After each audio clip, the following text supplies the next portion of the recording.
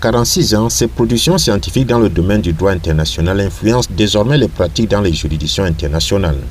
Dans un contexte où la notion des droits de l'homme devient le principal péché reproché aux États du monde en général et africains en particulier, qui justifie les atteintes et les dénis des droits par des nécessités de sécurité, l'ouvrage de Brucil Miranda Metu intitulé « Le contrôle international des dérogations aux droits de l'homme » a été reconnu d'une importance capitale et publié dans le tome 435 du recueil des cours de droit de l'Académie du droit international de la Haye.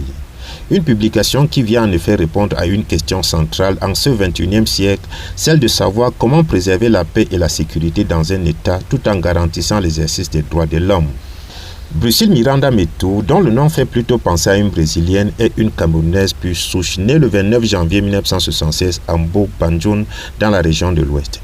Son cursus scolaire est presque expéditif. Elle survole les classes, accumule les diplômes et gagne des titres depuis le jeune âge, faisant ainsi honneur aux universités camerounaises dont elle est un pur produit. Détentrice d'une licence en droit public en 2001, puis d'un diplôme d'études approfondies DEA dans la même discipline en 2004, elle soutient en 2009 à l'université de Yaoundé 2 soit sa thèse de doctorat PhD en droit public international intitulée « Le rôle du juge dans le contentieux international ». Une thèse qui reçoit les félicitations spéciales du jury avec autorisation de publier, ce qui est fait aux éditions Brûlant. En 2013, Brucil Miranda Metu devient à 37 ans la plus jeune femme en Afrique subsaharienne à réussir avec brio le concours d'agrégation de droit public. Professeure de droit public à l'université de Yaoundé 2 depuis 2008, elle occupe la fonction de chef de division de la recherche et du développement de l'université de Yaoundé 2 de 2013 à 2014, puis celle de directeur du centre d'études et de recherche en droit international et communautaire de l'université de Yaoundé 2 de 2014 à 2017, date à laquelle elle obtient le titre de professeur titulaire ou full professor. Le 27 juin de la même année, elle bénéficie d'un décret qui fait d'elle vice-recteur chargé de la recherche, de la coopération et des relations avec le monde des entreprises à l'université de Tchang. Sollicitée dans les universités et grandes écoles nationales et internationales, elle multiplie les publications entre deux cours ou après de multiples conférences qu'elle donne également à travers l'Afrique et le monde. Brucil Miranda Metu reste la seule femme africaine à avoir été invitée à dispenser les cours à l'Académie du droit international de la Haye. D'après le directeur de l'Institut d'études juridiques de M. Gabon Université, où elle est professeure associée depuis 2020, Brucil Miranda Metu n'est autre que l'Himalaya de la science en droit international.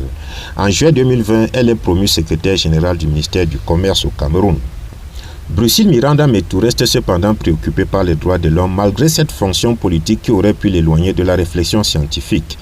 Dans son ouvrage « Le contrôle international des dérogations aux droits de l'homme » qu'il impose désormais dans le cercle des maîtres du droit, elle reconnaît qu'il est admis que face à une menace de type sécuritaire, sanitaire ou écologique, un État peut mettre entre parenthèses certaines de ses obligations juridiques afin de préserver l'ordre public et que permettre à un État de déroger au principe du respect permanent des droits de l'homme et des libertés publiques pour des raisons sécuritaires semble acquis à la fois en droit public interne et en droit international public. Mais elle précise qu'à l'homogénéisation des droits de l'homme dans les conventions internationales succède un réajustement circonstanciel de leur exercice dans l'espace. À la question qu'elle pose de savoir s'il est nécessaire de déroger aux droits de l'homme, elle répond elle-même, je cite, « Quand se pose la question de la nécessité en droit, la réponse a tendance à revenir sur un fait longtemps établi. C'est que nécessité fait loi. L'entrée de ce proverbe dans la sphère juridique provient d'une affaire de vol qui défraya la chronique au XIXe siècle avec la fameuse affaire Louise Ménard.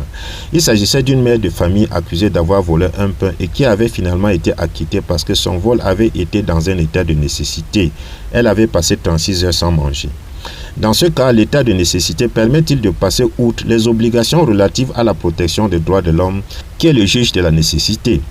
La nécessité suscite ainsi une certaine obligation de déroger dans le but de protéger, voire de mieux assumer ses responsabilités, que ce soit de la part d'un parent ou d'un gouvernement. De ce fait, nécessité et droit n'entretiennent pas des relations d'inclusion, car l'un implique la dérogation, voire l'exclusion au profit de l'autre. En droit public, l'état de nécessité a trait à des situations où les pouvoirs publics doivent momentanément s'affranchir de la légalité ordinaire. Cette théorie en droit public est ancienne et a constitué une source de justification de certaines actions posées par les autorités publiques. Deux conditions sont nécessaires pour que l'état de nécessité soit admis: l'existence d'un danger et l'existence d'un acte justifié. Le danger ne doit pas seulement être probable, il doit être réel. L'acte de sauvegarde doit à son tour non seulement être nécessaire, mais doit aussi être proportionné au danger. Il ne doit pas y avoir de meilleure solution pour éviter le danger que de commettre l'infraction.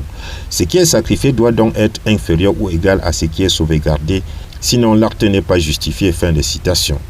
Les réflexions de Brucil Miranda Metou, qui revêtent un caractère universel, devraient être appropriées par tous les États africains, en particulier où les dérogations aux droits de l'homme pour divers motifs disproportionnés sont devenues banales. À demain.